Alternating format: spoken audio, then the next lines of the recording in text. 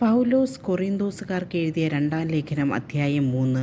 ഉടമ്പടിയുടെ ശുശ്രൂഷകർ, ഞങ്ങൾ വീണ്ടും ആത്മപ്രശംസ ചെയ്യുകയാണോ?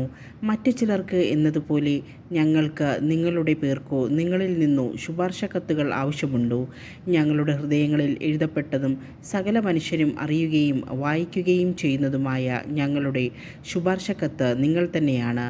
മഷികൊണ്ടല്ല, ജീവിക്കുന്ന ദൈവത്തിൻ്റെ ആത്മാവ് കൊണ്ട്. കൽപ്പലകകളിലല്ല, മനുഷ്യരുടെ ഹൃദയഫലകങ്ങളിൽ ഞങ്ങളുടെ ശുശ്രൂഷ വഴി എഴുതപ്പെട്ട ക്രിസ്തുവിൻ്റെ ലിഖിതമാണ് നിങ്ങൾ എന്ന് വ്യക്തമാണ്. ഇതാണ് ക്രിസ്തു വഴി ദൈവത്തിലുള്ള ഞങ്ങളുടെ വിശ്വാസം. സ്വന്തമായി എന്തെങ്കിലും മേന്മ അവകാശപ്പെടാൻ ഞങ്ങൾ യോഗ്യരല്ല. ഞങ്ങളുടെ യോഗ്യത ദൈവത്തിൽ നിന്നാണ്. അവിടുന്ന് ഞങ്ങളെ എഴുതപ്പെട്ട നിയമത്താലല്ല, ആത്മാവിനാൽ പുതിയ ഉടമ്പടിയുടെ ശുശ്രൂഷരാകാൻ യോഗ്യരാക്കിയിരിക്കുന്നു. എന്തെന്നാൽ എഴുതപ്പെട്ട നിയമം മൃതിപ്പെടുത്തുന്നു, ആത്മാവ് ജീവിപ്പിക്കുന്നു. കൽപ്പലകയിൽ എഴുതപ്പെട്ട മരണത്തിൻ്റെ നിയമം തേജസ്സിലാണ് നൽകപ്പെട്ടത്. ആ തേജസ് മങ്ങിക്കൊണ്ടിരുന്നപ്പോൾ പോലും ഇസ്രായേൽ ജനത്തിന് നോക്കാനാവാത്ത വിധം മോശയുടെ മുഖത്തെ ജ്വലിപ്പിച്ചു. അങ്ങനെയെങ്കിൽ ആത്മാവിൻ്റെ ശുശ്രൂഷ എത്രയേറെ തേജസ്സുറ്റതായിരിക്കും.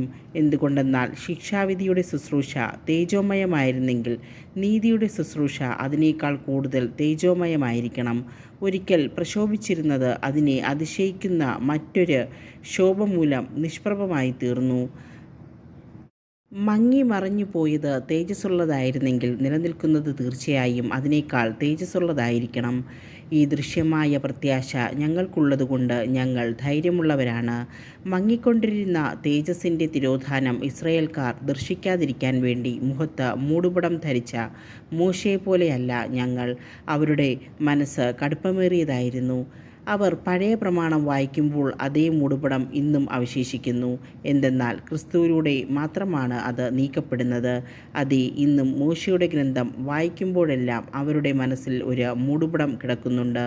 എന്നാൽ ആരെങ്കിലും കർത്താവിലേക്ക് തിരിയുമ്പോൾ ആ മൂടുപടം നീക്കപ്പെടുന്നു. കർത്താവ് ആത്മാവാണ്. കർത്താവിൻ്റെ ആത്മാവുള്ളിടത്ത് സ്വാതന്ത്ര്യമുണ്ട്. കർത്താവിൻ്റെ മഹത്വം കണ്ണാടിയിലെന്ന പോലെ മൂടുപടമണിയാത്ത മുഖത്ത് പ്രതിഫലിക്കുന്ന നാം എല്ലാവരും അവിടുത്തെ സാദൃശ്യത്തിലേക്ക്, മഹത്വത്തിൽ നിന്ന് മഹത്വത്തിലേക്ക് രൂപാന്തരപ്പെട്ടുകൊണ്ടിരിക്കുകയാണ്. ഇത് ആത്മാവായ കർത്താവിൻ്റെ ദാനമാണ്.